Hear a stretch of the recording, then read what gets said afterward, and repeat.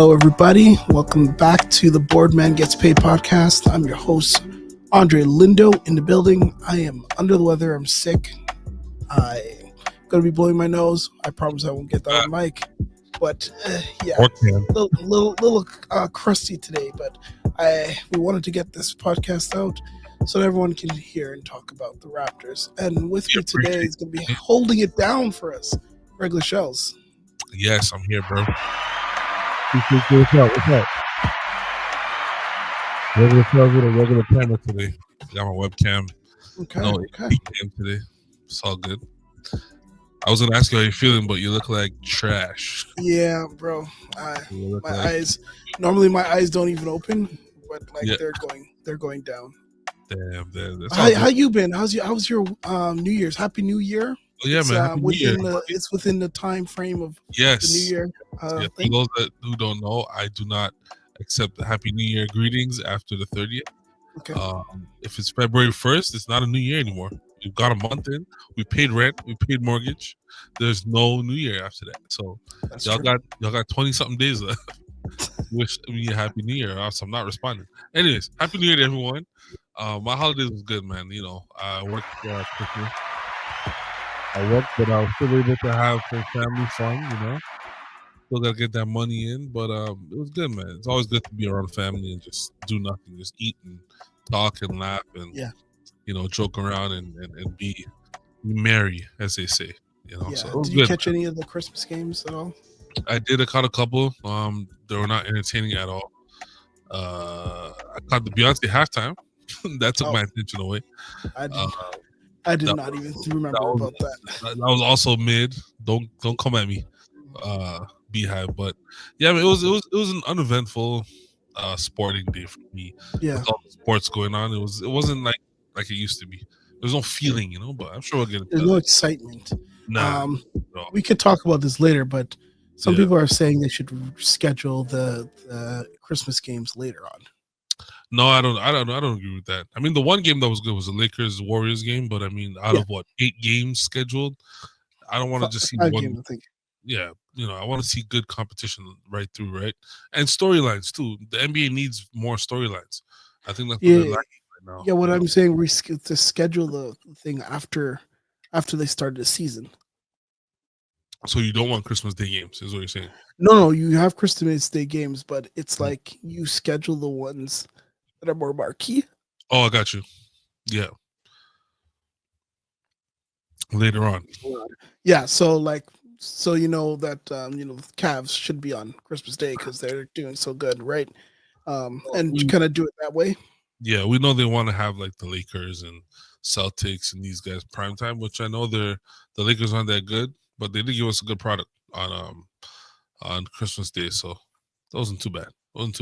And also, I think don't give me no lesser team. I don't care if they're in a big market. If the team isn't good, I don't want to see them on Christmas Day. Yeah. So like Philly was on Christmas Day and they were not good. Now they're starting to play a little bit better, but yeah. At the time, it was not necessary. We did not need to see that. But anyways, we're here to talk Raptors. Yeah. Raptors had an interesting week.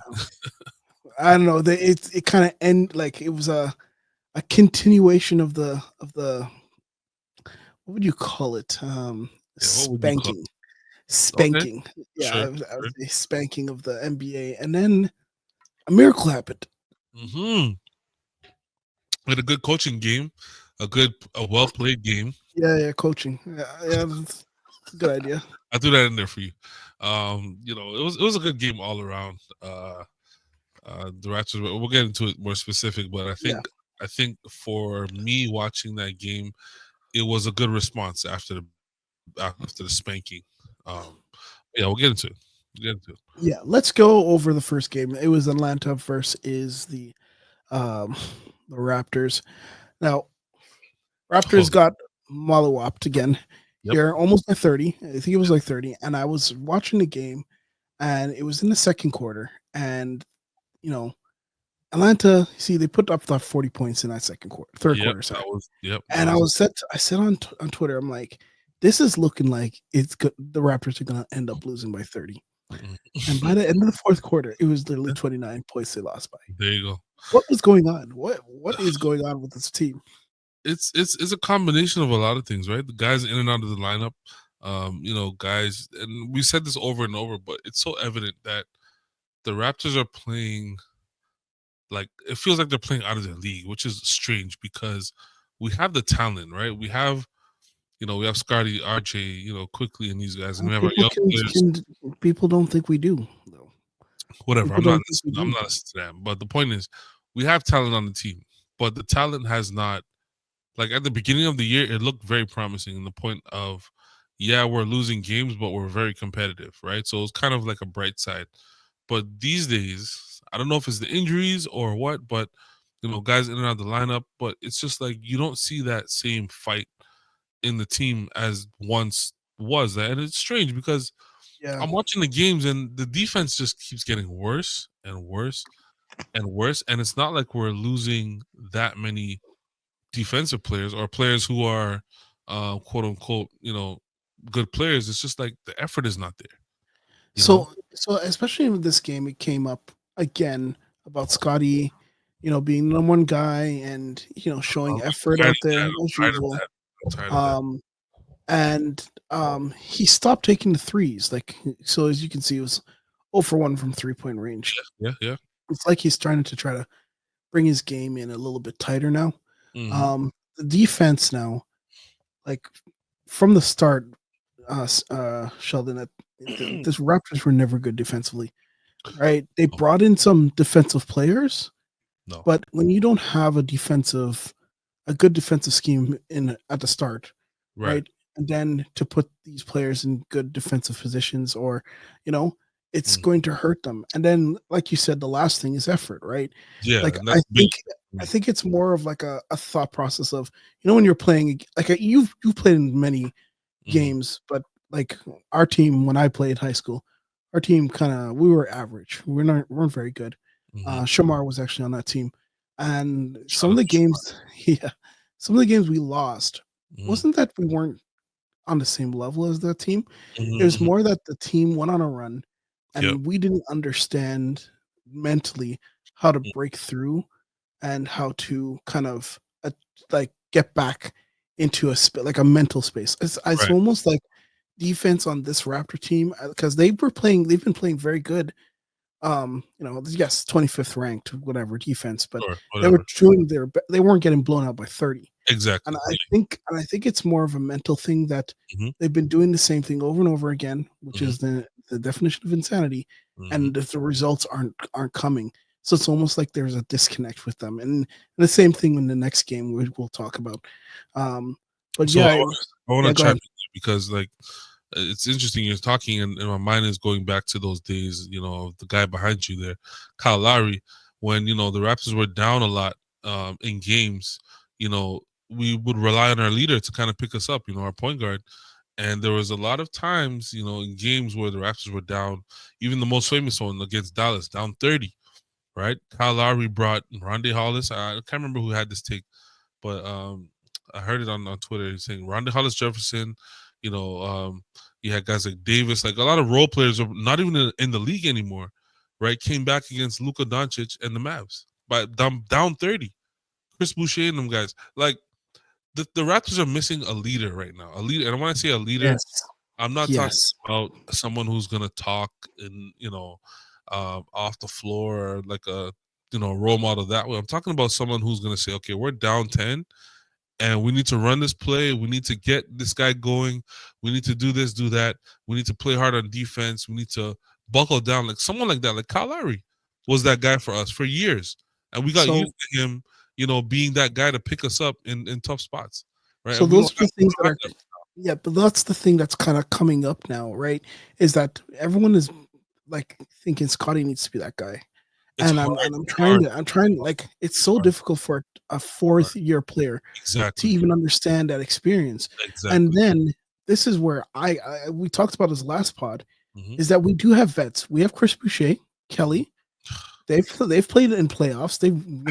Boucher has 2 rings. Every time We you have say it, Bruce I Brown. laugh because Chris Boucher is not looked at as a vet. I'm I sorry. know, Go ahead. but like Go ahead. Go ahead. this Go ahead. that's what I'm saying is that maybe that's the issue with this team is that there's the vets on this team. Could They're trying to, they're not not very vocal. And I'm gonna show you. I'm not gonna show it to you, but there's something like happened in the game in the Magic game Mm-hmm. again, where it's like, you know, instead of playing defense, they're pointing out someone got to go have covered, right? Mm-hmm. Compared, and then when you compare it to the Magic, when they're coming back on transition D, everyone is Mm-hmm. like pow, pow, pow, pow, Right. running Right. full, not. Um, yeah, I'm Right. coming down for like these are the things I'm talking about, Players and are I not don't being you held don't accountable. need that from like a Scotty Barnes type, Yeah. right? You don't, because Kawhi was never like that, like No, what Kawhi never you need. spoke. Well, sometimes he did. He's like, "Give me the ball," Right. but there's gonna have to be, especially next year when I think about our roster construction, Yeah. there's got to be some sort of vet that can play. Yeah. That needs to be in some of these guys' face. I wouldn't even mind getting Patrick Beverly on this team. Well, to your point, right? To your point, I think right now the Raptors are looking at it like our team is very young. Yes, we have a few vets on the team, but like your main players who are out there getting the most minutes are very young. So We're you have playing to go 4 rookies, bro. Four right. rookies. You have to go through these growing pains where a guy might miss a defensive coverage, or he might not buckle down on his man, whatever the case is, and there's no one there on the court to keep him accountable. So you watching the games and it's like, yeah, they're giving some effort. It's not enough effort, but again, it feels like there's no leader who's holding someone accountable. You need Yeah. someone other than the coach, because the coach is going to just be repetitive Yeah. and redundant over time. He's going to always say the same things, but you need another voice there to be like, hey, you got to do this, you got to do that, you got to do this, you got to do that. Well, And you that's are missing that. kind of speak about the coach, but I've seen other coaches allow players to come in as like a player coach in a sense. Be Absolutely. with Yeah. Kyle Lowry did it, took the Yeah. clipboard, even though it seemed like a fun thing to do, but it was not like It was that. It was effective. more like, Yeah. yeah, a respect issue Yeah. situation, right? Yeah. So yeah, Well, anyone sorry, move on. But before I move on, even look at Milwaukee right now with their turnaround, right? Doc Rivers brought in Rondo, right? And no one's really talking about that, but Rondo I has didn't been, know that. yeah, As a he's coach? he was helping them. I don't know if it's officially as a coach, but I know he was helping them around the time they won the in season tournament. Yeah. But you can see a difference in that team, right? So it's not just your coach saying, because your coach is right 95% of the time. These coaches have been through the ringer. They know what they're doing. They know the X's and O's. But sometimes you just need a little more, right? You need to hear. You need a Sometimes different voice. You need a different voice sometimes, right? No, So I think you need that voice that has the same right. battle wounds as you. And that's what I'm saying, right? So a guy like Rondo, who's respected and who's been through everything in the NBA already, it can come in there and say, "Hey, man, yeah, you're playing hard this way, but it's not effective. Try a different way, Yeah. or whatever the case is." That's what Kyle Lowry was for us for a long time. So I think we're missing that. I'm not relying on Kelly Olynyk and Chris Boucher and Garrett Temple. No disrespect to those guys, but I'm not leaning on them for advice in that sense. Yeah, they can show me how to be a good pro and stuff like that, but we need to be competitive out there, and we've missed that from the start of the season till now. I don't know where it is, but we've missing it.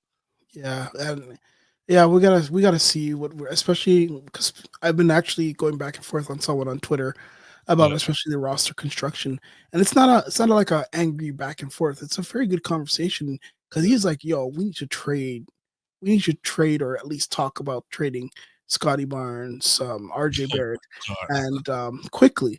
And I said to him, I'm like, "Whoa, whoa, whoa!" And he's like, "Look how much money he's making." And I'm like, "Whoa! First of all, he's only making 10 million this year." Who's that? 10 million. Scotty's making 10 million. He's still on his rookie contract. Yeah, he's on his rookie Right? deal. Yeah. And it's like, look at the production he's giving you versus how much he's being paid. Do you think that's a fair assessment? It's a problem So with now, Raptors fans. We're still yeah, living in that time where it's like, oh, let's trade this guy for this guy. This is not Mike James era. This is not, '09 DeMar DeRozan when he couldn't play. Like we have legitimate young players. It's just gonna take time to it develop. takes time to And you develop. spoke about Orlando. Orlando was trash for Well, many years. that's what it came up because he's like, Right. how is it that Orlando beat us and 4 of their top guys are out? I said to him, like, hold on. This is Think not the about the Orlando from coaching. 5 years ago. Exactly. The coaching, the fit, everything Yeah, fits with them. everything. It's next It's game, cooking. next player up. I Yeah, was yeah. watching a podcast earlier today, and they were talking about how the NBA is now shifting to running offensive hubs through bigs, right? And even if the big isn't good at passing, if he's even half as decent, it's better. So they talked about Orlando because Orlando's injuries happen, and I think his name is Bortizzi, or I forgot his name. Batazzi or something like that. They were running the offense kind of through him, and he was doing a good job. But we're talking about next man up. It's not like this guy's doing 25, 30 minutes a game. Is Batazzi a good player? Like, can you take him off that team and put him somewhere else and make him be effective? No. I don't think so. Right? Because he's a product of the system. Thank you. So now the Raptors need to work on their system. And yeah, you can talk about coaching, but I think it's a lot more than that. Right? It's the players that you have, it's the coaching, it's the buy-in from the players. It's a lot. There's a lot that goes into it. Right, and the Raptors right now are in that mode of rebuilding. We can't forget that we are rebuilding, and it's going to take time to rebuild. It's simple as that. Rebuild and development. The only issue we have is that we're developing a coaching staff at the same time, and that's not. That's hard. It's hard, man. It's hard. It's hard. 5 years removed from a championship. That's all I'll say. Go ahead. Last thing about this game. This is the return of Bruce Brown. Yeah, your favorite. Wow. Hold on. You brought up Bruce Brown on your own? Yes, I. Clap it up for that one. He quit his full-time cowboy. Sorry. He quit his full-time cowboy. Bruce Brown on your own. I'm proud of you, bro. Obviously, growth. You remember growth, development is how it is. Okay, rebuilding.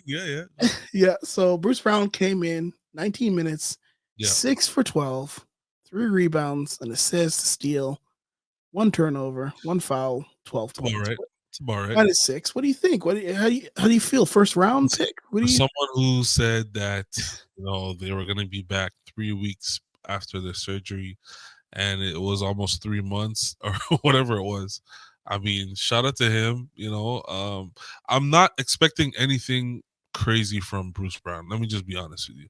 I'm not expecting no mind-blowing stats. I'm not expecting, for him to come in and immediately we're some kind of, respectable offense and defense. He is not that. He's never been that. He's a glue guy for a good team. What it means is, on a good team, you have star players, you have role players. Then you have guys like Bruce Brown, who's going to come in, he's going to play hard, he's going to, disrupt the motion of the team or the opposing team. He's going to play good defense, and that's it. He's not someone that you want on a rebuilding team because it's not going to look good, right? He's not a good-looking player, pause. But he is somebody who is like he's a glue guy. He's a glue guy for a championship team. So why did we get him? I don't know. Why is he still here? I don't know. So these next few games before the deadline, I'm just looking for him to just coast. I don't really care. I don't care about his stats. I don't care about nothing because you can't gauge his effectiveness on this team. It makes no sense. I wasn't. So the reason why I brought him up was because I want to see if we can get a first rounder, and I kind of don't think we'll have to get something. We'll have to get something. We're not. I don't know if I think we might get a second rounder at best.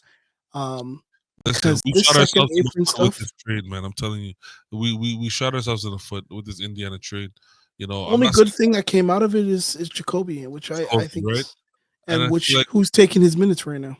If we had, another one of those young players from the Pacers, I'd be happy because you're adding to the rebuild, right? But I'm not saying Pascal went over to Indiana now he's such an amazing player. No, but we shouldn't have taken Bruce Brown in that deal.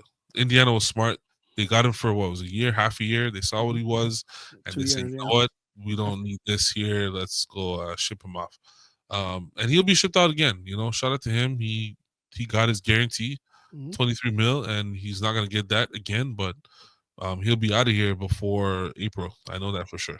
Oh, we'll see. I don't know. I really don't care anymore about Bruce Brown. I'll be honest with you. All right, moving on. Next game. Oh no! Skip! No.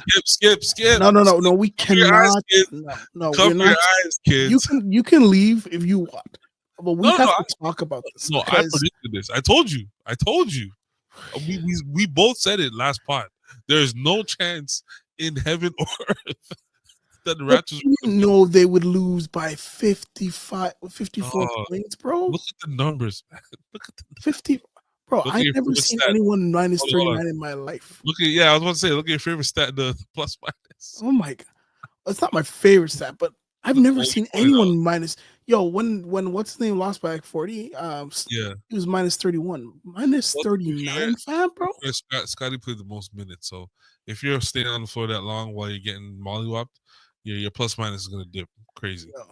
And then 1 for 8 from 3-point. Listen, it was never happening, bro. This is the thing with Boston, right? And this is why I commend them as a franchise. Is when they're good and you play them at home, it is almost impossible for a team that's struggling to go in there and win. It's almost absolutely impossible. You see when the Raptors were really good, that 2019 year, our peak year so far, when bad teams will come in, there'll be days where they'd be a little, competitive against us. That doesn't happen in Boston, bro. No. It does not happen. Teams who are bad do not go into Boston and even have a remote chance of winning. And that's a championship team right there. That's what I like to see. Bro, have you ever seen a number? 51% from 3, 22 made 3-pointers, 43 shot. They only had 15 free throws, bro. And they almost had more. They're almost neck and neck when it comes to the field goal. I don't understand this, bro. Did they even cross the 3-point line? I don't know. How do you only shoot 15 free throws in a game like this? 420. It was 49 rebounds to 44. Hold on, go back down. Plus 38. Who's that? Tatum? Yeah, Jesus. Yeah, well, he plays the most minutes, right? Yeah, and he's not going to get MVP. Nope, because it's the system, man. It's the system. If you put him on Charlotte, though, he might average like 40 points a game, and he'll get his MVP. But if we won't know that. I'm saying, but if he wants to win, I'd rather be on the Celtics. Yeah. I mean, look at this, man. This is just a total ass whooping. Every single player was a plus. Al Horford went 0 for 7, 21 minutes, and was a plus 20 with 0 points. That's nuts, bro. Plus 20. 0 for 6 from 3. He had a terrible game, and he was plus 20, bro. So interesting here. That's a good point here. Where's the backlash or the screaming from Horford going 0 for 6? Horford is 95 years old. We're not trashing Horford. I'm just saying I understand Barnes going 1 for 8 from 3, but I have to as a coach, as someone that's coaching someone that's supposed to be developing. Yeah. Why? If you're not taking rhythm threes, why are you taking them? Well, again, right? Like the previous game against the Hawks, he had what, 1 or 2 threes? 1 3-pointer. 1 3. So I think the coaches were probably on him, like, Scotty, you need to shoot more. Like, I'm just assuming that that's what they're telling him, because in the press, every time they ask about Scotty and threes, they're like, "Oh, take more. I want my guys to take more threes." But why? I don't understand that. The only guy who's really shooting well is Jameson Battle, right? And a little bit of Ochai too. Sometimes our best 3-point shooter was not playing this game, Greedy Dick. So, I mean, you're looking for it in other places, but like I said before, these guys are not shooters, right? Yeah. In this NBA, it's almost like you're forcing the players to put up threes just to even keep your head above water. Yeah. Because the other team is killing you on the 3-point shot. And I don't understand it. It's like these are not like. It's not like they're contested threes. These are wide open threes. Right. This has to be These have to be defensive. There's something to do with our defense. It's just not working. Today as well, AJ Lawson got to play. What do you think? What do you think of him? Toronto, man, he's fluid, man. I spoke about him before. He's very fluid as a player. Like, his offense is not like robotic. He's not like an Ochai, right? Like, no disrespect to Ochai, but he's very fluid offensively. I like his handle. I like how he can get past his defender one-on-one. But he's gonna take time to grow, and he's gonna need more opportunity. When Bruce Brown is out of here, I want to see more of AJ Lawson on the floor. If we're rebuilding, man, just play the young guys, man. Why did Mobo get 6 minutes? Come on, like put the young guys. That's one I wanted to bring up as well. Lobo has been getting the short end of the stick, especially there's got to be since something Kelly going has on come back. that we don't know. I don't think it's just that. There's No, got to be Kelly something. is back. Kelly's. But look, he's Kelly taking played 10 minutes. Kelly played 10 minutes. So I where are the know. minutes going? You know, like Hurdle 30. I don't know. it's something going on that we don't know, and I'd like to know. As a fan, I would like to know why Yeah. one of our top defenders, our top hustle players in a rebuilding year, a very promising young player, is not on the floor. Well, I'm wondering if it's his confidence because we're gonna have JD. He follows the Raptors Now 5 coming for an interview, and that's Nice. something I want to talk to him about is Mobo and his and I think he's like lost his confidence. There's been times out there you see he looks confused or down or whatever. I know some people say it's his mannerisms, but I wonder if he's not confident and needs to build that back up, and Well, maybe he needs to go on his Kanye workout plan like Grady, like Grady did last year. I think, and I agree with that. But I think if that's the case, we have to, as a rebuild. I keep saying this over and over, but as a rebuilding team, you got to let them play through the bad stuff, man. It's just I what agree. it is. There's no point in sitting in the doghouse. Like Casey was bad for this, Yeah. right? A young player would be struggling or have a bad game or whatnot, and he'd sit him for like 8 straight games, and then Yeah. throw him out there in the fire and expect him to produce. Right? It doesn't happen like that. I think, oh, man, we have to Yeah, let these. I agree. I agree with you. He should. There's no reason why. Like There is no reason. I like Jameson Battle because we need shooting, but For there's no sure. reason why that Mobile couldn't get 10 minutes today. Like In a game like this, bro. yeah, especially in a game like this. Yeah, Like after a while, sit Scotty, man. Like, you see, we're not winning. We're not even like Yeah. clawing the surface. Just sit your best players, let your young boys go. You never know. We could have turned the game around. I've seen it before. it's happened before. No, but again, when you're shooting 51% from three, man, jeez, man, bro, it's crazy. The Celtics are going to be good for the next like 8 years, bro. I don't know if they're going to win it this year. I don't care about that. I just think they're going to be competitive for a long, long, long time. Because these guys are not old. Tatum and Brown are nowhere even in their prime yet. Like these guys They're still locked get in. They're locked in for the next 4 years. They're locked in. The only issue is when it comes to Drew Holiday. Drew Holiday is going to be gone soon. Crispy is going to be gone, and KP. KP. Yeah, but bro, look how much they were winning without him, bro. You think they can't replace that guy? I completely agree with you. You know what I mean? It's just how you're going to sign players when you have two $600 million players on your it roster. Doesn't matter. It's the next man up. It's the system, bro. It's not. That's the thing. It's the system. It's not the players. Yeah. Right. But anyways, this is not a Celtics pod. All right. Yeah. We'll let those fools talk about them. All right. Next game. The game that we predicted. Yes. Guaranteed win night. So you go ahead and talk. I'm just gonna cough a little bit, but go ahead and talk about this one. Yeah, so the Raptors played the Brooklyn Nets. Came out with a win, 130-113. This is a great game for our confidence and our morale. And I'm gonna say that because after coming off the road and getting slapped in Boston, and they probably got like some bad food from the hotel because Boston ain't got no good food over there. True. But coming back home, this is a really good confidence boost. You're not playing a good team in the Brooklyn Nets, but again, they did beat us recently. I think a couple weeks ago, when Cam Thomas went absolutely nuts against Ben Simmons started to wake up. Yeah. And Finney Smith, yeah, but this is a really good bounce back game because after scoring 71 points the night before, bro, you got to come out, especially at home. You got to come out on fire. And the Raptors didn't come out on fire, but they played well. Emmanuel Quickley returned. That was a big thing for me. I wanted to see how he would fit with let's go into that. I want to talk to you about that. What do you think about how Scotty moving back to more of a traditional forward position, and having Quickley take back the point guard position? So I like it. I'm gonna tell you why. Because it felt like we had 2 point guards on the floor, right? Scotty still had 5 assists this game. He's still doing his thing, moving the ball, doing what he does, and I think taking that main pressure off of him as the main guy bringing the ball to the floor, running the offense. I think that kind of took away from his other skill set, right? Like just titling him as just a point guard, I think that limits him. I think we saw that I those agree. last games, I right? agree.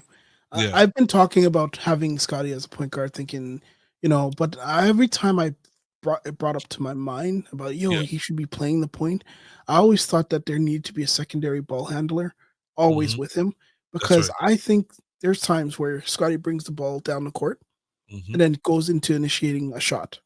And I don't Exactly. like that. I don't like that. Exactly. I think Not his game. It's not his game. it's not even that it's his game. I don't think Mhm. that's good basketball. Well, true. Unless you have like a wide open lane, you shouldn't be bringing the ball up, trying to look for a pick and then trying to go for your offense. I think it needs to be a more subtle. Hey, Yeah. let's get other people involved, Yeah. because it just makes things a little bit more smoother. Well, for Hence why I yeah, was like, I like the Quickly came back and took yeah, more away of the point guard duties. But yeah. look at the number, 15 assists, bro. Uh, Amazing. He was really playing the perfect point guard game. And what I mean by that is the 2024 point guard has to be a scorer, has to be a threat on the floor, right? And it quickly was a threat. Like he would get off the pick and roll, and he wasn't just like, okay, I'm coming out the pick, I'm gonna shoot or I'm gonna pass. He's reading the defense, he's digging them deep. Pause.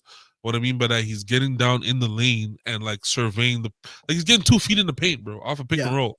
One A thing lot I of our liked guards weren't seeing, doing yeah, go yes, ahead. and things I liked seeing is that he was actively looking to get certain players involved, Yes, like that's a point involved in guard. the game. Yeah, Yeah, yeah, and yes, Scotty does that sometimes, but he overdoes it, he and that's does. the Yeah. problem with him. It's easy to read as well when Scotty gets in that mode. Yeah, He has a lot of turnovers where because he's trying to make the right play, but you're yeah, looking at the player you want to give the ball to, and yeah. that's easy for a defense to read, right? To So read, yeah. A yeah, lot, yeah. That's actually really true, because I was watching a few of these turnovers, and mhm. it's like they anticipated him, Yeah, because they read the offense, because our yep, offense isn't good anyways, and yep. just like they just knew where to They go, and know that's where the where a ball's lot of, going. Yeah, yeah, yeah, yeah. yeah. So 15 assists for Quickly. Great game, great Um, game. Another player I really liked in this was Grady, because Yeah, Grady looked like this is where the shots I want him taking, like thank you. 17 to 20 shots, Yeah. because he is a shooter. Like, get him the ball, But you right? see what And I mean, right? This goes mhm, back to my point of quickly being a threat. Now, with quickly being a threat, the defense has to collapse, right? So now you yes, got Gotti on one side, you got Ochai on another, and you got Grady just running around looking mhm, for an open spot on the floor. So now when quickly gets in the paint, like the team's gonna have to think, okay, do I guard the corner three in Ochai? Do I guard Scotty over here who's making a play, or yeah. do I chase after Grady? Right? And It's a good problem to have. so another thing that happened in this game was that Scotty was 11 for 14 from in the field goal range within the 3-point line. And only 4 threes. Four Amazing. threes, but Perfect game. those threes were in rhythm. Thank you. The Yep. only one that wasn't in rhythm is that he took and he made it. A But few of them are there, off the catch, if I yeah, believe. So I think that yeah, was a better yeah. shot. Where there was one he pump faked and he came down, and then, yeah, those are On the okay. those It's the shimmy ones shake. where he's sitting there and he's looking, thinking about a shot, and then he shoots it, and Right, it's just like, right, right. anyways. Reason why I bring this up is that this was the first game in a while that I saw a team bring double team Scotty in defense. Mm-hmm. Mm-hmm. Not so much as in like they trap him. No, they were taking the weak side guy Yep. and bringing him over to double team Scotty, because Scotty was so deadly inside. This Inside. is Yep. what we call gravity. Yes. Gravity. And now they're pulling, and look what happened. Scotty saw plays way just like start Oh, yeah. to Yeah. get so open. So Yep. it's like, when we think about it, and I feel like I hope that they kind of looked at this game as an example of how Scotty Yes. should play. My only Yeah. issue again is Jakob Pearl. He kind of like, when, if you think about it, right? Yeah. I keep telling people this, and people are not getting this about Pearl, right? Mm-hmm. So if Scotty brings gravity and he Mm-hmm. brings a second player, right? That third player that's covering Pearl Mm-hmm. does not need to cover Pearl when he's on the wing. Yeah, because Pirtle's not a threat outside of 5 feet. And then, That's a but problem. if he is in the paint, now Yeah. Scotty cannot get into the paint, so it's still being covered. Absolutely. These are the issues that I'm talking about, Yep. right? But if you had a rim running, not even a shooter, just a rim runner, he can Yeah. stay out there because you Mhm. have to still guard him because if you don't guard him, he'll run right down the middle and dunk over you, Mhm. right? So these And are that's not things Bruno's game at all. Yeah. It's not yeah, Bruno. Yeah. Yeah. I see that. You know what the thing is, like, it's interesting because I feel like with quickly coming back, it really opened the offense entirely. But yeah, that is a sore spot for us with this lineup, with the starting lineup, because like you said, if Pirtle's not, catching the ball 5 feet and in, he's really just catching the ball to pass it back again. So now the defense is reading that, like, hey, let me yep, see if I can leave him. If he's out the paint, because he can't stay there for more than 3 seconds. If he's out the paint, let me go double Scotty. Let me go double Quickly. Let me run out to Ochai in the corner. So it's like, the teams are playing off of Pirtle, and he's not really effective in the other movements that he's moving around. yeah, Right? He had 12 points, yeah, but those are off of rebounds and the catch in the yeah. paint. He had one floater that I like, but other than that, Did this one weird shot from the elbow.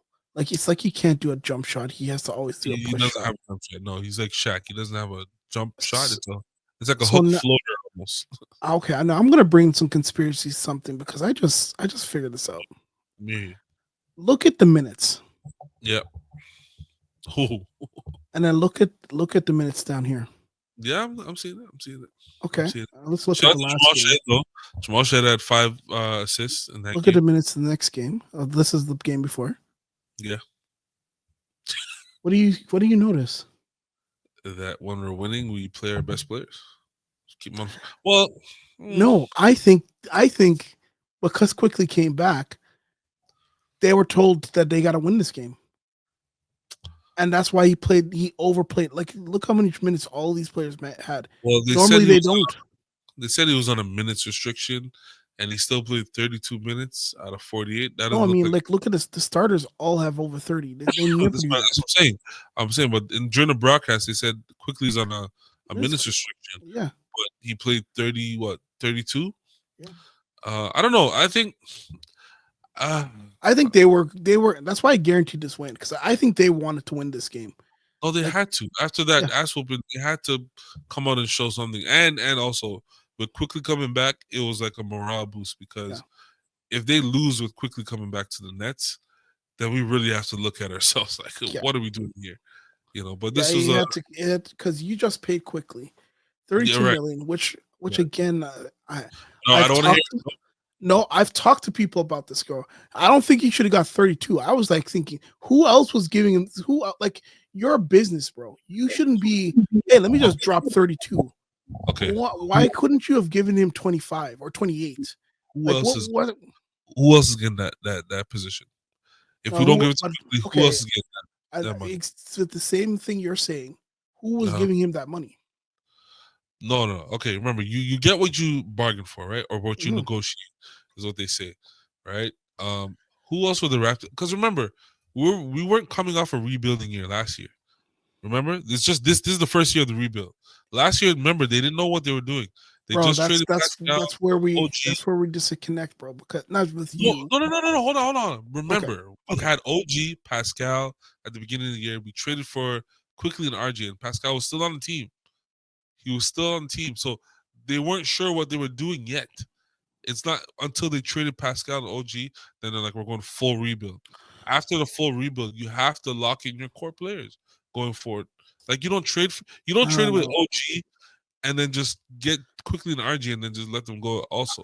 I understand that. I'm not saying that we shouldn't have signed him. I'm saying why give him like the bag? Like he Bro, didn't this is the earn it market. though. Now. This is the market, bro. Like we This had, but he's a restricted free agent. No matter what, we would have matched it. Yeah, exactly. So would you want to keep but would you want to put that number in another team's hands or your own hands? but but like that's what I'm saying, right? If he went to the open market, no one As a was going to. restricted free Yeah, agent. no one That's was not true. going.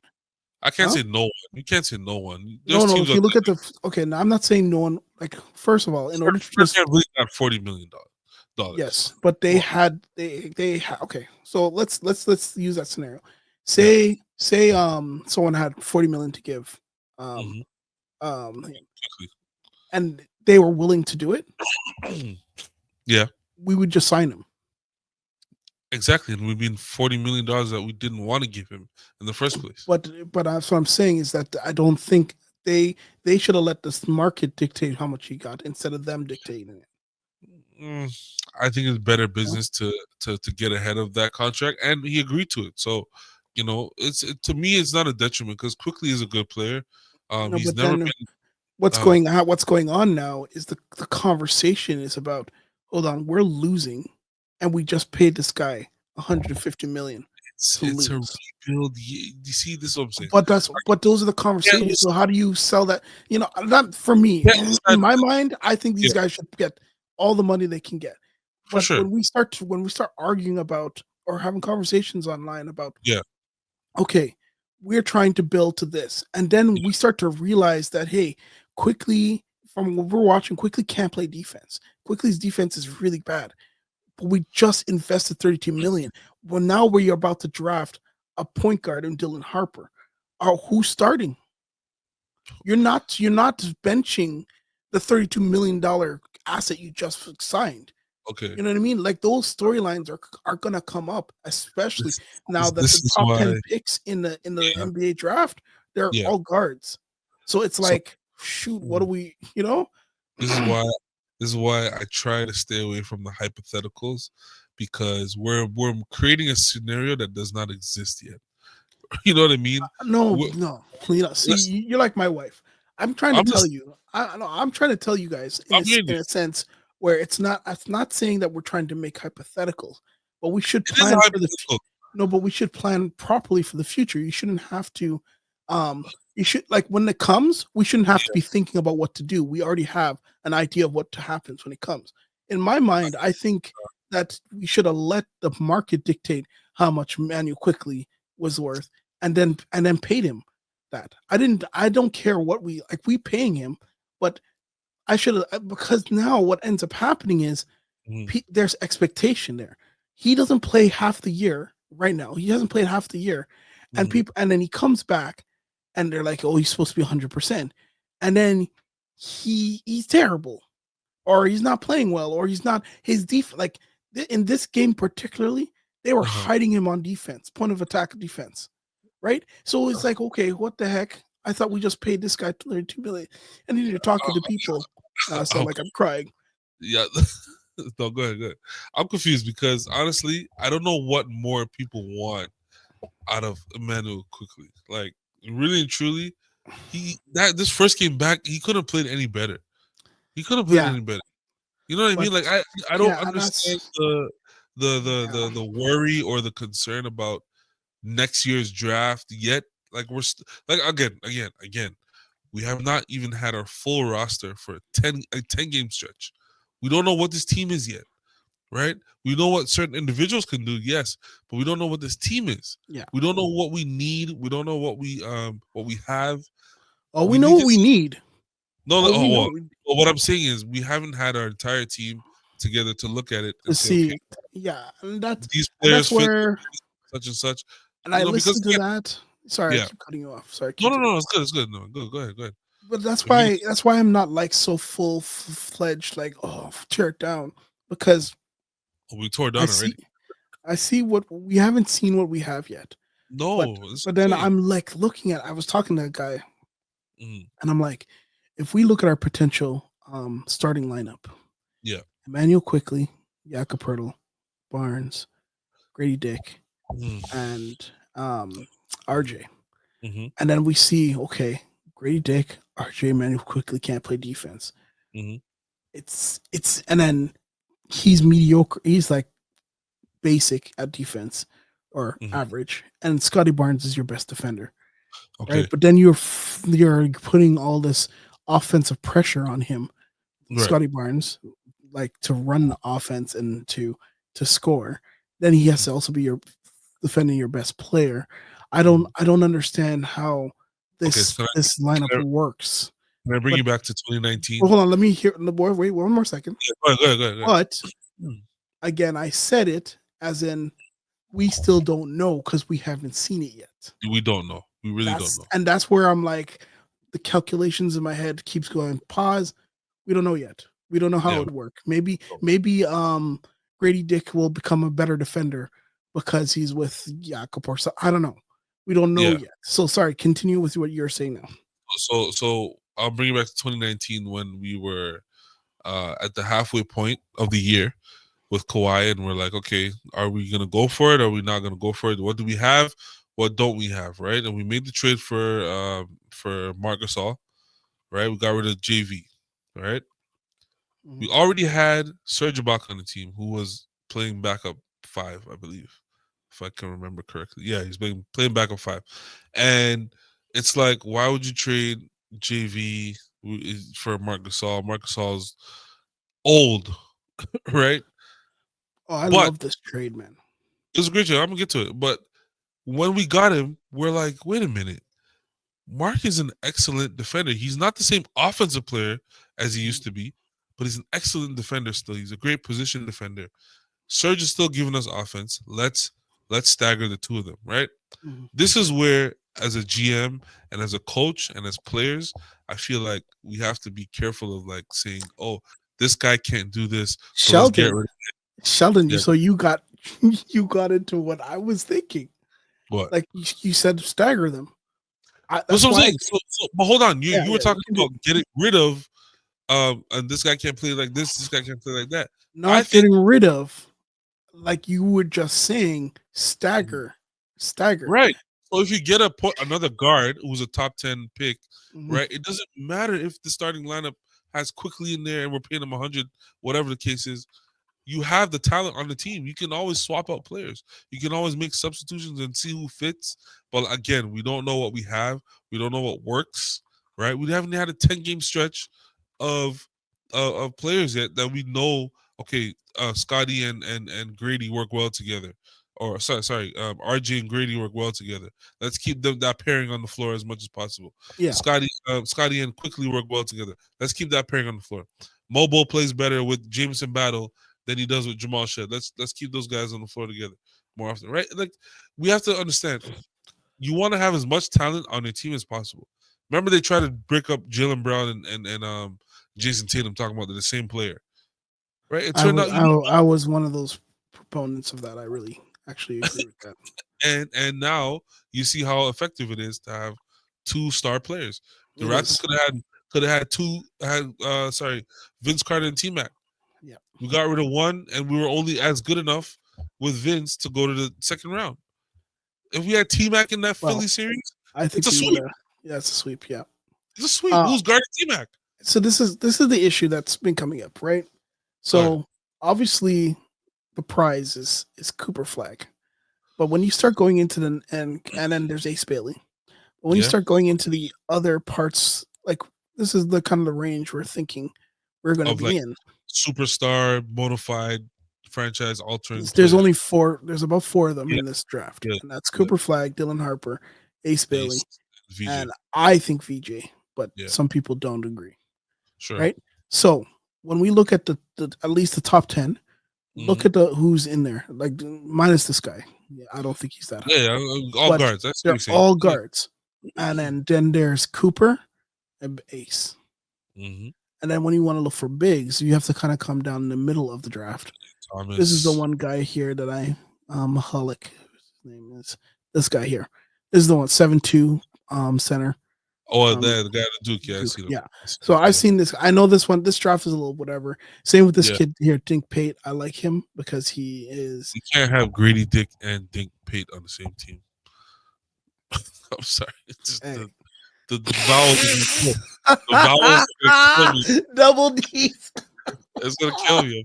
I'm sorry. We can't have that. We can't have that on the team. Oh my god, this bad. Okay. So anyways, so what I'm trying to say is that whoever we draft here is starting. It doesn't matter. Like they're starting. Well, yeah. Maybe. Hence why I'm saying, I'm saying that I think, and people don't agree with me, but I think that RJ Barrett's skill sets are better off the bench. Listen, that's gonna be up to the coach and the team and the organization to be like, again, what do we have and what works best, right?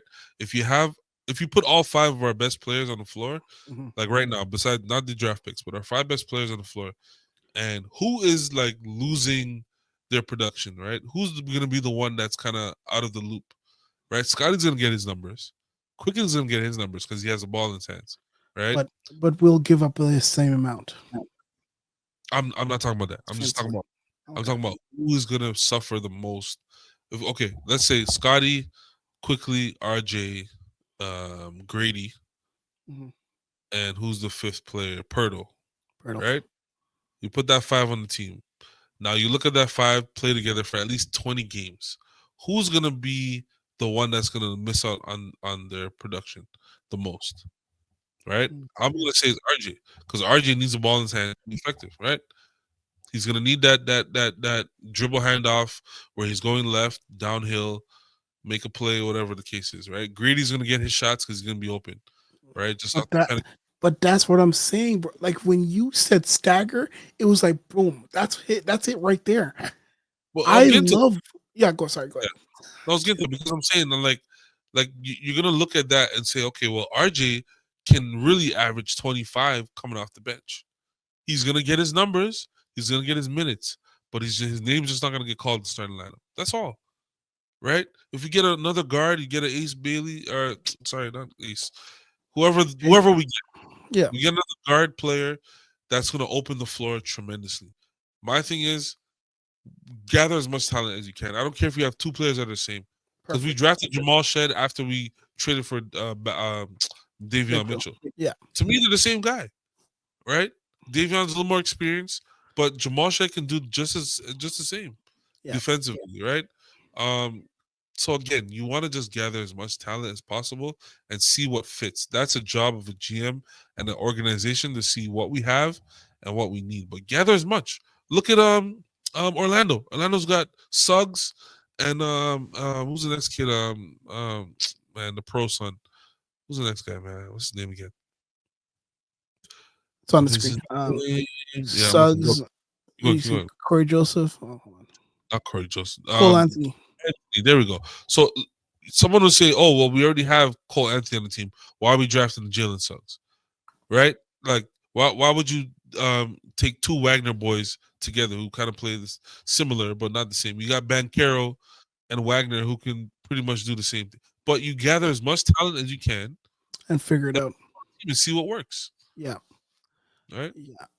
So man, we went a whole hour without you chipping. Oh, it's been an hour already. Oh man, snap. But see, okay, we'll go into the Orlando game now. I didn't watch a lot of this. I mostly watched like the 10-minute whatever and a few minutes here and there. But we were getting cooked. We were doing okay at first. Oh. We lost you for a second. Yeah, no, your voice cut out. So sorry. Yeah, we were doing okay at first. If you look at this, with an hour, no interruptions. Yeah. Yeah. All right. So they played okay, and then they kind of pulled away in that fourth quarter. It just seemed like it just kind of went away from them. A lot of people were really upset with Scotty Barnes and his leadership again in this one. Yep. But I just want to say that the guy that I wanted drafted, is Tristan Da Silva. And everyone saw him play yesterday because he had big minutes because, this guy besides Scotty Barnes would have been a godsend. I keep telling people are like, nah. Bro, 6'9" defender to shoot. Bro, 5 for 7 for 3, bro. 5 for, oh my God. Oh man. Anyways, I won't gloat about the Orlando game. Did you watch this game? And I missed this one. I did catch the highlights.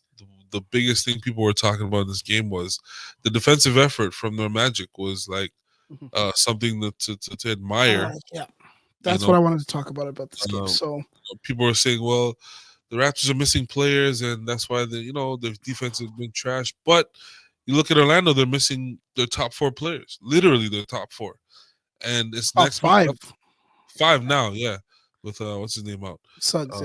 Suggs got injured, which is a weird injury, man. Like a non-contact. That was so weird. What he was running, and he was running like sideways, and and he just like popped and fell, and then he did the Yamcha death, and like what happened?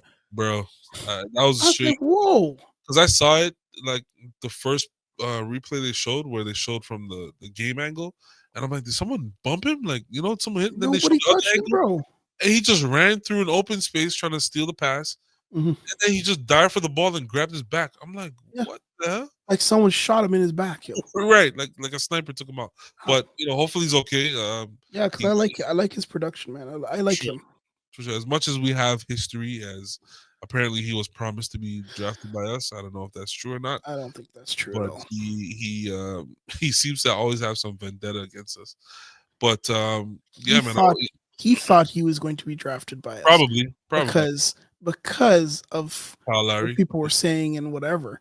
But little do you know that Scotty Barnes was sitting there, and he was just rising up the ranks. Again, people got to realize Masai and the Raptors and Bobby and all of them, they never show their hand. Regardless, if it's like obvious, they're not going to show their hand. They won't tell you. There won't be no Woj bomb. There won't be no Shams leak. Nothing. Right? So this game, and also my guy got carted off in a wheelchair, man. I hope he who's that again? Suggs. Yeah. I hope he does well. I think he'll be okay. But there was a clip that was going on Twitter where the Raptors were showing the Raptors coming back on defense. Yes. And Quickley was running back kind of like this and started pointing, and this is what upsets me, because the person that did that before was Chris Boucher, our vet. Okay, so that means, and then but like he's our vet. And then another vet does it again. Hey, points to a guy, and that guy gets a wide open 3-pointer, right? But that exact play before it, the reason why they got that shot was because Orlando turned the ball over, and all 5 Orlando players put their head down and sprinted back, and Jalen Suggs dove on the ground to try to steal the ball, gets the steal, and pass it up for the score. And it's like, I keep telling people this all the time: the defense is effort and positioning. That's it. It's nothing else, bro. That's it. Effort and position. There are people that are dogs like Mitchell or Suggs or whatever that really know how to get into people's. But positioning and effort. So I'm gonna say one thing. One part of it is coaching's fault, and the other part is the player's fault. Right? The positioning is on the coach. Right? The effort is on the player. Simple as that. Right? And if your coach is not putting you in the right positions to succeed, like for instance, when Jose Calderon was on the Raptors years ago, he was in like the golden era of point guards. You had Chris Paul in his prime, Darren Williams. I can go down the list, right? Rondo, all these guys. And a lot of times, teams would be like, let's ISO Calderon at the top of the key and just go at him. And I don't care how much times he clapped his hands or he tried to shuffle his feet. He just wasn't fast enough. He wasn't good enough. Right? I'm not saying he didn't give effort. A little pylon. Because he did give effort. He just wasn't good enough. Yeah. And the teams did not put him in the proper position to succeed. So if in those situations, I was just to say, why do you have him at the top just by himself? You got to double that instantly. As soon as you see Jose at the top, you got to double that. It's different for the Raptors this go around, where we have players who are capable, right? They might not be in the best position, but they're capable. I'm not seeing the effort, bro. I don't see the effort at all. That's why I show that video of Chris Boucher jogging down the court. Like, bro, it upsets me. Last year, man. It's his last year. I'm just gonna say that. It's his last year. Like, those are our vets, bro. Remember, this is the development year, and we have vets doing that. Come on, man. That's what I said. It's his last year. I don't think he survived the trade deadline, but hey. I hope they trade him. I hope, and it's not because I don't like the kid. No, it's more that you're in a situation where you need to act like an adult, and you're not adulting right now. Right. That's a great way to put it. That's a great way to put it. Yeah. This game was kind of a wash. I didn't really watch a lot of this game. Yeah. But we were never in this game at all. Yeah, we weren't in this game. Effort wise, scoring wise, Quickley. We saw the good of Quickley and the bad of Quickley, right? 4 of 17. He still got 11 assists though, right? Yeah. But it's like shot chucking, right? Yep. 1 for 9 from 3. After the fourth one, bro, I'm just gonna hesitate. I'll probably pump fake and go get to the rim or something. You can't take 9 threes and only 2 free throws. As The only person that should be taking 9 threes is Grady. I'm sorry. I keep saying it. I keep saying sorry, it, bro. He's our only real shooter on the team. Quickley is a good shooter. Don't get me wrong, but Well, him and Battle best shooters. In certain positions, I want Quickley shooting the 3, but not like that. Not shot chucking. I want to see you get your 3 off of the pass or the proper play, like being ran. But at least this loss wasn't like a 30-point loss. No.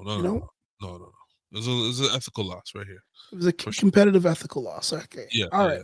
Let's get into the offensive player of the week. Who are you thinking? Oh man, offensive player of the week. I'm gonna give it to Quickley, man. Just off of that game back, it's hard to come back after the 20-something games off and put up 20 and 15. Like that's not easy to do. And he played a great game against Brooklyn. You know, and I'm only using Brooklyn's game as a barometer. The other games, that Celtic game, we're not even talking about it. Sorry, but yeah, offensive player. I'm gonna go with Manuel Quickley for me. I'm gonna go Scotty because he's been in a good week. Yes, we had the one bad game with the 8 3-pointers, 1 for 8, but he's been getting into the lane and getting into the paint and scoring at a high clip now, and he looks good. And again, I told you about the pulling gravity towards him. Yep. Those are things I like, right? So I'm gonna give it to Scotty. Shout out Scotty, man. Getting unfair treatment right now, but go ahead. Hold on. You can skip this altogether. Oh, we play. Okay. No. Just that, bro. You don't get a defensive player of the week after someone dropped 55 on your head, bro. If a team drops 54, bro, 54-point loss, whatever. It could have been 55. But the point is, you do not get any recognition as a defensive player this week after those losses. Bro. I'm sorry. Continue. All right, we got rookie of the week. I am thinking I'm gonna give this to Jamal Shed. He kind of was the one rookie that got steady minutes this week. Everyone kind of was up and down kind of thing. Yep. What are your thoughts on that one? I agree with you. I'm gonna go with Jamal Shed. He was the only, like you said, the only rookie that really played this week, and also he was very steady-handed. You know, not outdoing himself. You know, like trying to go beyond. But he was pretty good this week. Cool. Surprise player of the week. Who you got for a surprise? Surprise. Who surprised me this week? I'm gonna go with Quickley. I didn't think he'd be this effective so soon. Offensively, so soon, bro. It's especially with an elbow injury as a point guard, you know, you gotta be dribbling a lot with your left and making passes and such. Like I said, I'm using that one Brooklyn game and the 11 assist game as a surprise for me. All right, guess who my surprise player of the week is? Scotty. Bruce Brown, buddy. I'm surprised that he is now a full-time NBA player. I'm so surprised. That's for him. That's for Bruce Brown, man. Okay. We got you, Bruce. We got you, Bruce. All right. You actually warmed up. You know, you got your name announced. You scored some buckets. Like that's a shot. Got some assists. You played some hard-nosed defense. Yeah, you got a highlight dunk. Like, good for you, man. Yeah, he's a great player. Like he's a really great player. And someone is going to love having that guy on their team. Let's put that positive out there, man. So now we're going back to the negative. Next week we have I think the next 10 games are going to be extremely tough. It's going to be hard to find wins. But we have 3 games at home this week. Well, you know what? I won't say that. You know what I'm going to say? Well, this schedule right here is looking nasty. Yeah. But I will say, if RJ comes back and we get our barbecue for at least 5 games, I think we'll be competitive. Yes. But I don't think we're beating any of these teams. I'm sorry. Okay. Well, maybe the Pistons. They just lost Ivy. You know, scary. They're still playing good. They are playing good, but I think we have a chance. Okay. Let me give you a surprise again. I have the Raptors beating the Knicks. Hell no. In the Garden? No, we're at. Wait, hold on. I thought we're at home. Oh no, never mind. I thought we're at home. My bad. Never mind about that. We're getting slapped. What are you We talking good. about? We getting slapped. Okay, 0-4 for me. I would Um, think that Pistons game is going to be very competitive. I thought Yeah. the New York Knicks were going to be at home, but that's something we're going to bring up in around the league because Yeah. they crazy, bro. They crazy. Yeah, that 5-out offense is looking real good. Yeah. I don't know if it's going to be good in the playoffs when teams It's start to going to be buckle good in down. the playoffs. The problem is that he's playing his top 5 players 40 minutes a game. So then, will it be good in the playoffs? After the fourth game, guys will start breathing hard, man, and then that's when teams turn up. So who knows? I don't Who know. knows? I don't know. All right, so we got that. So 0 for I'm gonna next week. say, the Raptors pull out one game. I'm gonna Okay. put an asterisk beside that one game. And If that's the Pistons we game. get RJ, Emmanuel, and Scotty on the floor together for at least a 'Cause game, we're gonna get we got- wiped from Cavs, yo. The Cavs yeah, Cavs and only lost 4 games. in Cleveland, no, we're not winning that game. It'll have to you see. I won't say we won't win. I'm just saying that, like, in the NBA, you can always catch a good team off guard. Yeah. Right. The Raptors are not good enough right now. We don't have our best players out there to even catch anyone off guard right now. And the So Cavs, they're not playing with their food right now. no, bro. They're not No. playing. They beating people by like 20, 30 every game. Yeah, they got two studs in the backcourt and 2 studs in the front court and a bunch of shooters around them. Right? So if you want to play big, they can play big. If you want to play small, they can play small. George If you want Niang. to go to the bench, we can go to the bench and pull out Karis and Niang and these guys. And who's that? Struce. Oh my god, that guy. Struce and D Wade. All these shooters like just out of nowhere. We don't even know these guys. You know what I'm saying? But again, goes back to coaching and system. They have their star player. They have their young star player in what's his name? Tall lanky dude. Mobley. Mobley, right? Yeah. They got their center for the future. They got their point guard of the future. Like, they're good, man. They're set up. There was actually an issue where Garland and Davion Mitchell were having some issues, and it looks like Davion kind of took that lead and said, "Hey, let's and figured it out." So kudos to them because they were like, "Oh, they may have to trade him," and I'm like, "How would you break that up?" They were thinking that he was going to New York. Remember, he got traded to the Cavs, and they thought he would leave and go to New York, but I think he re-upped, right? He signed with them. Yep. So there you go.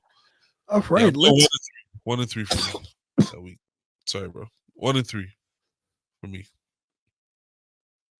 Go ahead, let it out.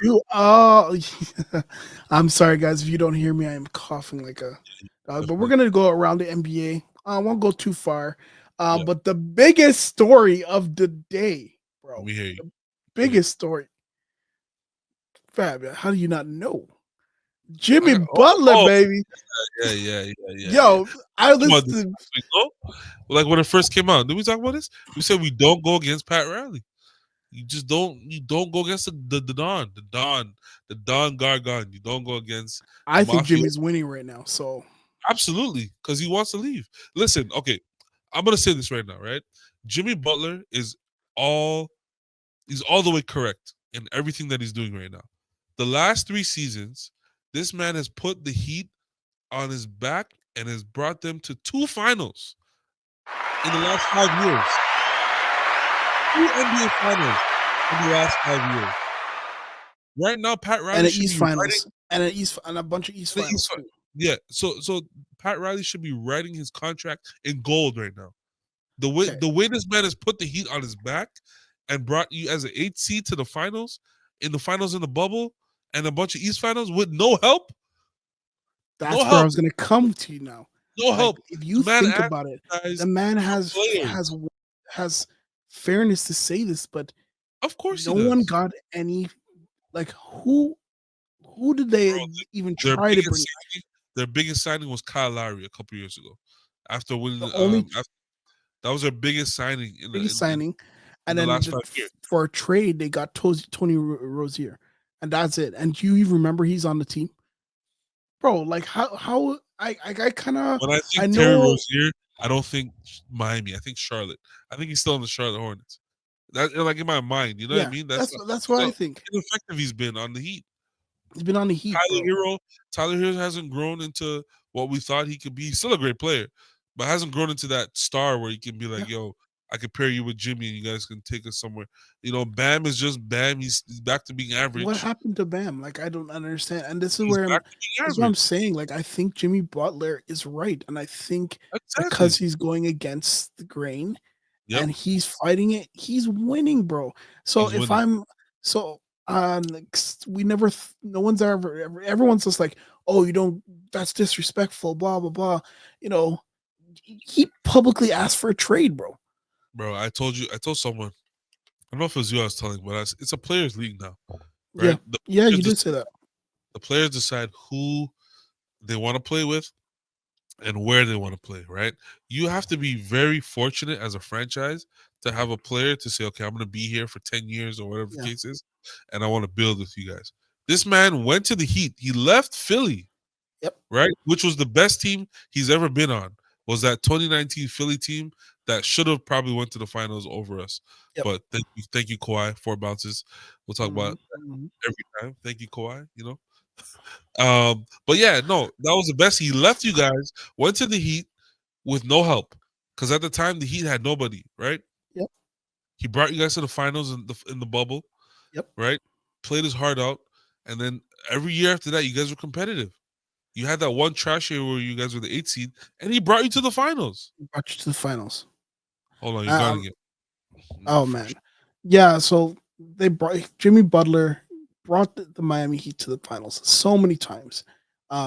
We see the effort that he puts out there when he's playing, but I guess what's the problem is that the Miami Heat, they're always talking about, hey, you're not available, right? So Sheldon, I'm saying that he wasn't available, and Riley has his rules and his he's the Heat culture.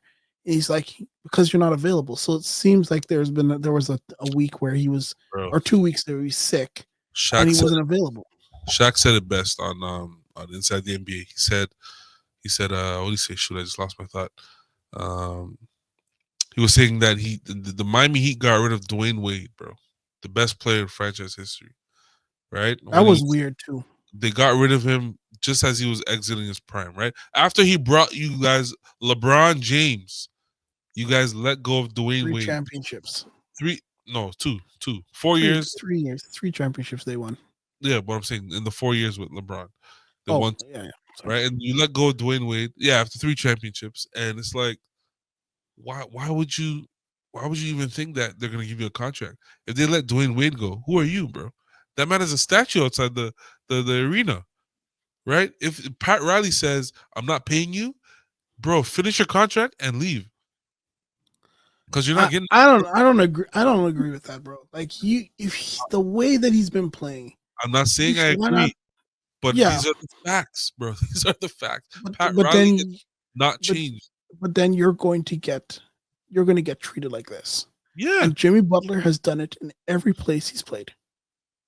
So how can you not be surprised? But again, okay, what would you rather? Okay, this goes back to even like the Rodman talk. Like, do you want a player that's gonna give you stress during the season, and then when it's time, when it matters the most, he's gonna play his best for you, or do you want a player that you can control, but he's not gonna give his best all the time? I think it's on Pat Riley for not building a team around him, a better team. Yeah, I agree. Well, that's my point. Yeah. That's my point, right? I'll deal with the headache of Jimmy Butler any day if he's gonna go out and give me his best every single night. Yeah, and that's what he's done the last few years he's been on the Heat, and I don't blame him, bro. What have they done to help him? Not much. I'd like to tell everyone as well that he was suspended for 7 games without pay by the Miami Heat for whatever, for the antics he's played. We know what that means. But the NBAPA, so that's what is appealing it because he feels like he should be paid. The other thing that came out of this, Sheldon, was a back and forth with Shams, and Brandon Lee, Jimmy Butler's agent. So Shams was saying that from like weeks ago that Jimmy Butler was asking out. Yep. And Brandon Lee is like, no, he's not. The agent. And he's like, no, I know from credible sources. I have credible sources. The man said this is the most vetted story I've ever put out. Yeah. But my thing is, Yeah. All right, go ahead. Sorry, Andre's coughing. Basically, his agent denied the facts that Butler wanted out. I think they didn't want the story to leak. I don't agree with that because Miami does run a tight ship. But again, if your best player is asking to be out, there's a reason why, right? He's giving you enough these last few years, and I think they tried to keep it hush, but Butler was just not having it no more. But I don't know. I don't know if he said that he wanted out. I don't know if he said he wanted out yet at that time when We don't know. Shams kind of reported. We don't know. And Well, where that's did the he get that from? but it hit. Yeah, but that's what I'm saying. I'm wondering if someone leaked something No, because I maybe don't. he comes in the conversations. He's like, I "Hey, think I what's think going Butler. on?" I think Butler. The reason why I say that is because right now he's so adamant. Like it's almost like he's at his last.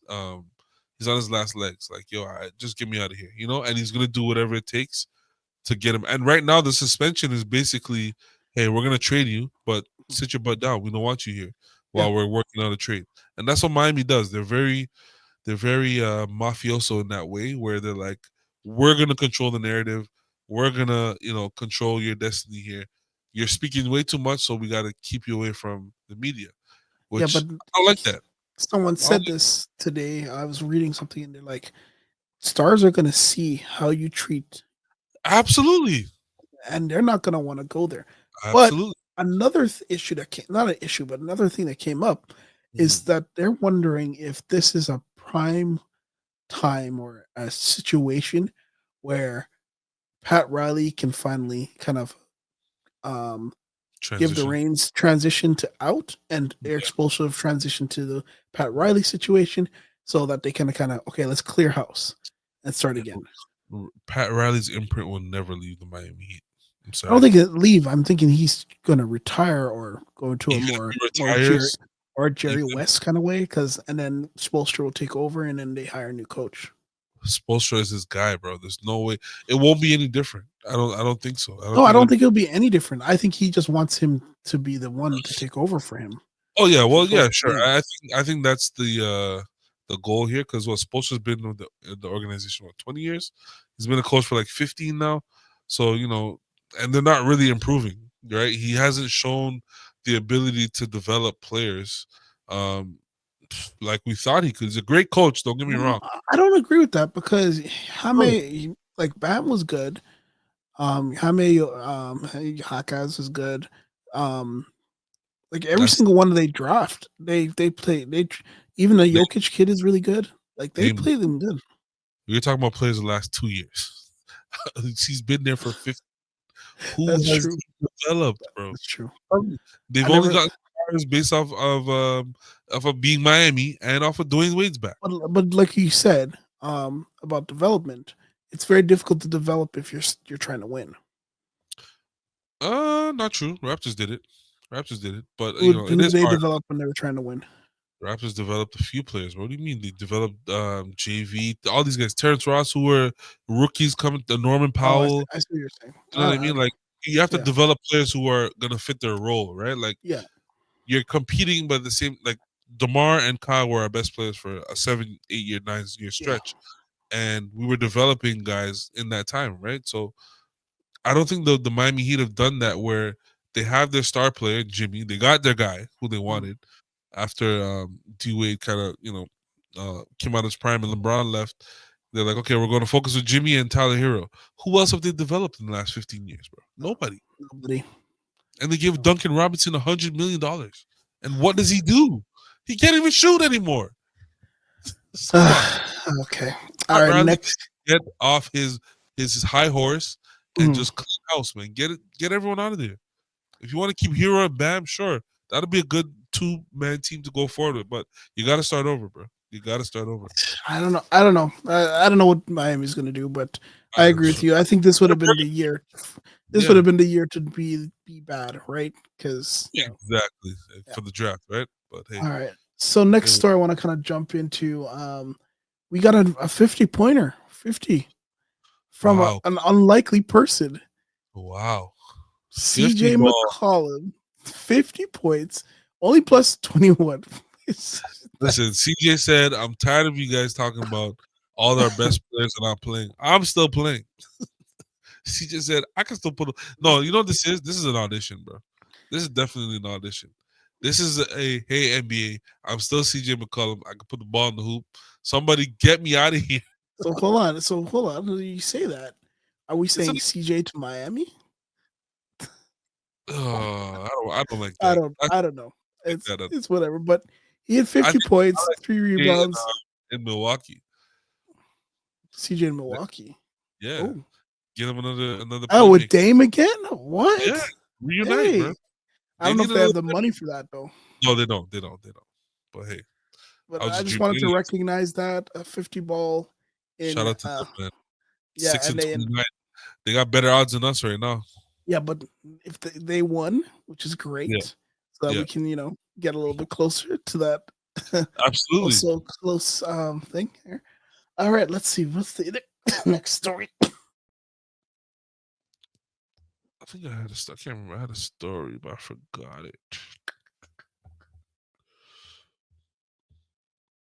Derrick Rose. I forgot about this. Derrick Yes, Rose. that's the one I wanted to What do talk you about. think? Yeah, let's talk about that. Derrick They're doing Rose. like a Derrick Rose day today. Yeah. In Yeah, New York Chicago. or Chicago, because Chicago's playing New York, so Thibs is going to be there. I think it's great, man. That guy, He he's deserves such an inspiration, every man. accolade and every anything that's any good thing that's coming to him. He deserves it. I'm gonna Yeah. tell you why. Derrick Rose was literally on his way to becoming like a top 15 player of all time. Like if he really stayed healthy, bro, for like at least another 5-6 years after that point when he got hurt, he would have won a championship. I really believe that. He was given on his own. He was given Miami, the Miami Heat with LeBron, D Wade, and Chris Bosh. He was giving them fits just by himself, bro. I watched him live come play the Raptors, and I never seen a dynamic player like that. He was so fast, bro. His first step was legendary. His hops will never be matched for someone of his size, bro. This guy was two-hand windmilling on players' heads. You've never seen that at 6 feet. Like off of 2 feet, bro. Off 2 feet. Listen, man, one of the greatest athletes, one of the greatest players, the youngest MVP, I believe, still to this day. Yep, the youngest. He went 25 points a game, 1 steal, 7 assists, 4 rebounds. I thank God I was alive 44. to witness this. I thank God. If it wasn't, who got injured in that series? Because he played Cleveland, right? Which one are you talking about? It was like Chicago Bulls versus Cleveland. Not Cleveland. Miami. And they were gonna beat them, bro. They were gonna beat them. It wasn't Noah. It was one of their players. Maybe Luol Deng. It was one of their core players that got hurt. I know what you're talking about. But they pushed them to like 6 games. They almost won, bro. They almost won that series in 2011, I believe. Look at this guy, 2 hands, bro. I like Derrick Rose. He was a good player, man. These kids today will not know how good Derrick Rose is. Like YouTube does not do it justice, bro. You had to Eastern Conference Final, third year. Yeah. Third year. Yeah. And I think someone got injured, and that's why they kind of lost it. Yep. And then of course Dallas beat them. And no one talks about the great Dirk Nowitzki as much as they should, bro. That man, other than Kawhi's run, his run was the best. His run is up there for sure. For sure. I watched that. I watched that like game for game, every second of that series. I watched. I remember that. He was unguardable. He couldn't be.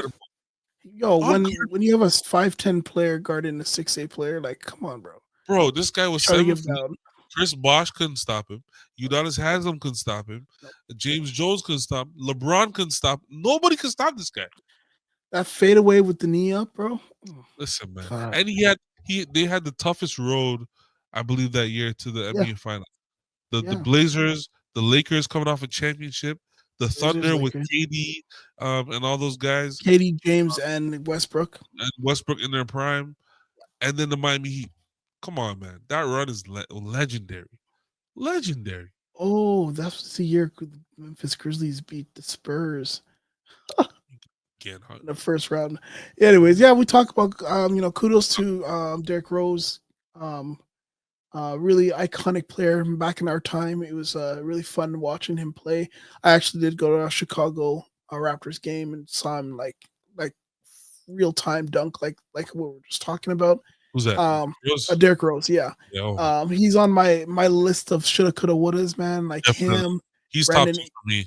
Top 2. Stuff. Him is like my list right now is him, Brandon Roy, Brandon, oh my god, Penny Hardaway, a bucket. Grant Hill, Penny's my and boy. Yeah. Greg Oden, because I kind of feel bad for him. Listen, Penny Hardaway would have stopped Kobe from getting those first 3 rings in LA. Yeah, because Shaq wouldn't have left. He would not have left, bro. Imagine that. And Nick Anderson was coming. Like, that team was. It Oh, was sick, bro. I still got that jersey upstairs. That Penny Hardaway black and that's classic, man. So, like, I don't know if kids know this. Like, anyone that's younger gotta understand. Kids don't know about Penny, bro. Penny was the greatest. He was like the most marketable NBA star in the 90s. Outside of remember the commercials? Remember the little Penny commercial? Penny, Chris Rock. Come on, man. If you think about it, anytime we used to go out and play basketball, Penny, everyone wanted to be point guard because of Penny. Yep, Penny. Everyone. Everybody. And then the next shift was Allen Iverson. Yeah. Then Kobe. Then Kobe. Yeah. Bro, what a time, man. We grew up in the golden age, man. Golden era. Right. One day we're gonna have to break down, what we do. Oh, for sure. We'll do an entire pod on that. We're gonna do an entire pod on breaking down that All-Star game. Oh, the Vince Carter. Not the Toronto. The one where it was like back and forth. Oh. Yeah. Allen Iverson. Best one ever. Kid, Kobe and KG. Yeah. Tim. We got to talk about the era of great power forwards in the West, where they had Chris Webber, Rasheed Wallace. Sheed. That was my first jersey. I still have it. Sheed was a bucket. I love Sheed, man. Antonio McDyess, Tim Duncan. Imagine he wasn't injured too. That guy too. Oh, McDyess. This was nice with it though. Bucket getter. Oh, bucket getter. Anyways, man, we're gonna go on a rant. We're gonna go on a rant. You're gonna be hyped. Anyways, if you don't have any more stories around the NBA, this is going to be it for us today. Hour and 30 minutes. I thought we were going to go for 45. Never, bro. Never do it, man. Shout out to Regular Shells and the No Service Pod. Check them out on Spotify and Apple Podcasts so you can hear it up. And you're gonna do it live tonight or no?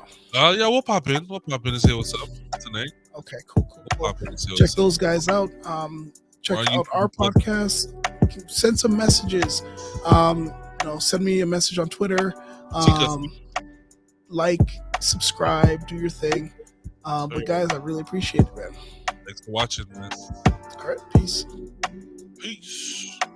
Go Raps.